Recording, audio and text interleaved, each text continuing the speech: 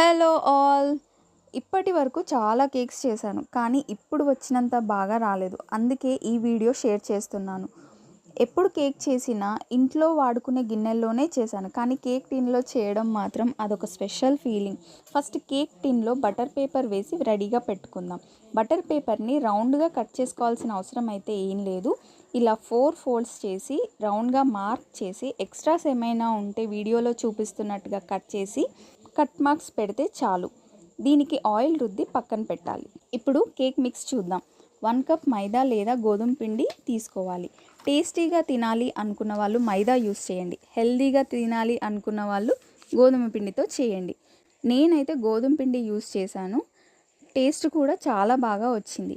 ఇంకొకటి, పిండి కప్పు నిండుగా అయినా బోడగా అయినా తీసుకోవచ్చు. స్వీట్నెస్లో అయితే పెద్దగా తేడా ఏం ఉండదు. 1/2 cup sugar, 2 tablespoons cocoa powder, 1 teaspoon baking powder, 1/2 teaspoon baking soda వేసి మిక్స్ చేయాలి. ఇవి బాగా కలిసాక 1/2 కప్ ఆయిల్ వేసి మొత్తం కలిసే వరకు మిక్స్ చేయాలి. మొత్తం 1 కప్ మిల్క్ తీసుకోవాలి. మొత్తం ఒకేసారి కాకుండా కొన్ని పోస్తూ మిక్స్ చేయాలి. కేక్ మిక్స్కి కట్ అండ్ ఫోల్డ్ మెథడ్ ఉంటుంది. వీడియోలో చూపిస్తున్నట్టుగా మిక్స్ చేస్తే అస్సలు ఉండలు లేకుండా బాగా మిక్స్ అవుతుంది. ఇప్పుడు ఈ మిక్స్చర్ని కేక్ టిన్లో పోసి ఒక 15 మినిట్స్ ప్రీహీట్ చేసిన గిన్నెలో పెట్టాలి.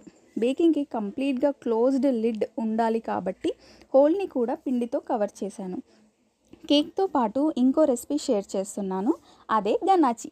2 cups sugar, 1/2 cup cocoa powder, 2 cups milk, 3 ఉండలు లేకుండా బాగా మిక్స్ చేసి చిన్న మంట మీద పెట్టి బాయిల్ చేయాలి. స్పూన్కి ఒక లేయర్ అంటుకునేలా, అంటే అంత థిక్నెస్ వచ్చే వరకు బాయిల్ చేయాలి. ఒక్క 40 మినిట్స్ బేక్ చేసిన తర్వాత మన కేక్ పరిస్థితి ఇది.